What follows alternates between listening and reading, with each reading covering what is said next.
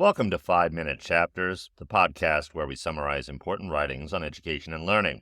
I'm your host, Daniel Bowe, and in today's episode, we'll be discussing how to implement a technique from Harry Wong's Implementation Guide for the First Days of School.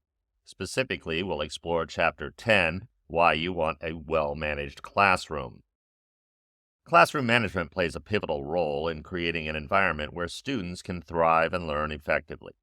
In this chapter, Harry Wong emphasizes the importance of a well-managed classroom and provides practical insights on how to achieve it. So let's dive in and discover how to implement this technique in your own classroom. The idea behind having a well-managed classroom is to create an environment where students learn in a task-based setting. Wong highlights that among the many factors that influence student learning, classroom management is the most significant. It's not just about discipline, it's about organizing students, space, time, and materials to facilitate effective learning.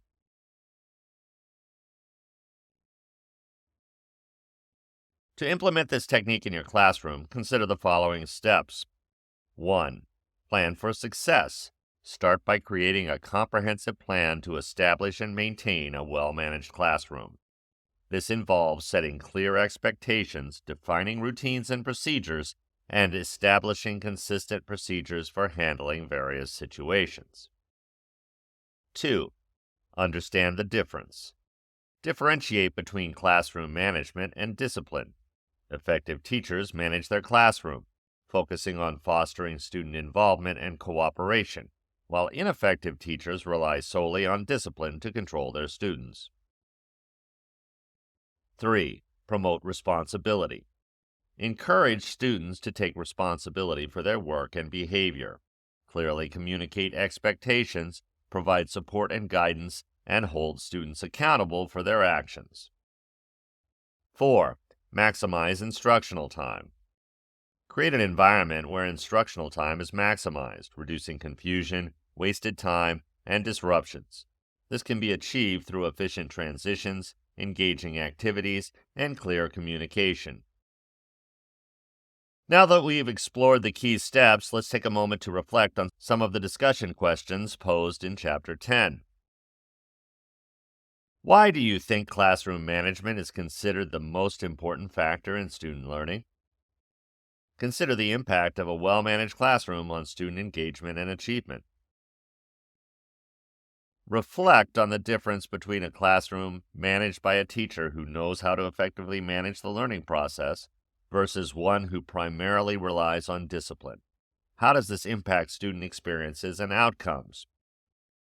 What experiences do you have in the effective management versus discipline dichotomy? Please write your comments below. Now that we have a better understanding of what a well-managed classroom looks like, let's discuss how to implement these ideas beyond individual classrooms. As educators, it's important to promote consistency in classroom management practices school-wide. Choose one or more ideas discussed earlier and explore how they can be implemented consistently across grade levels or throughout the entire school. Implementing a well-managed classroom sets the stage for effective teaching and student learning.